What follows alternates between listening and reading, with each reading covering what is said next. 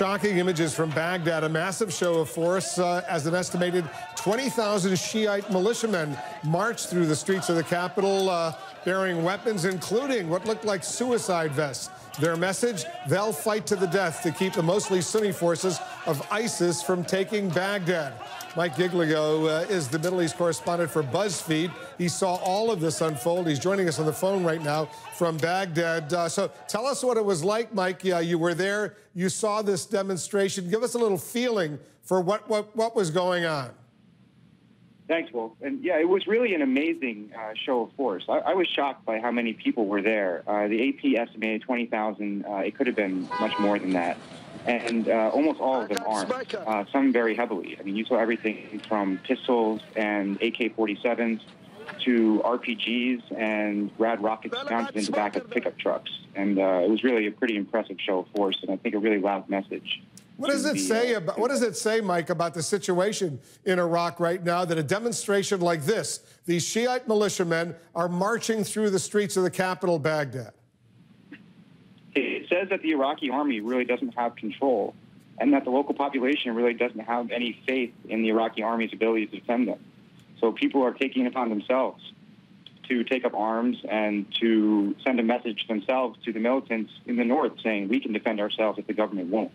There was one really poignant picture, very dramatic, of some of these marchers. We're showing it right now, wearing what looked like suicide vests. Obviously, they were sending a message wearing these suicide vests. Were they real suicide vests or just sort of artificial?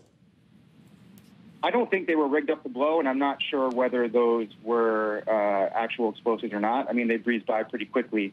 But I am pretty sure that that was a suicide battalion, and those people were marching in formation to send a message that, you know, when it comes time for this, we're ready to die for the cause here.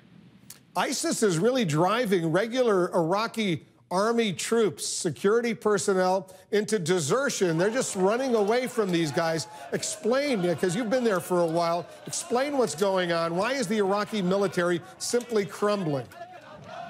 You know, I think it's more deep-seated than we've really realized at this point. You know, I spoke to an army captain who's from Fallujah, and ISIS took Fallujah in January. And he told me that the first thing that ISIS did when they took the town was to go door by door and threaten the families of anyone in Fallujah who was a member of the armed services or the police force. And this captain had taken his family immediately out of the city. But he was hiding here in Baghdad, and he thought that ISIS knew where he was even here. He told me that he thought that they had databases of everybody in the security forces and in the armed forces in the country, that they knew their movements, knew their ranks, knew their salaries, knew their families. And I ran that by some analysts and some politicians here, and they said that that's their understanding of ISIS capability as well, that they really have infiltrated the state to that extent. And I think when that's going on, I mean, these people really have fear in their hearts. As soon as they hear that, they know that it's not just going to be a battle on the battlefield, that their families are in danger as well. And I think that they're really terrified.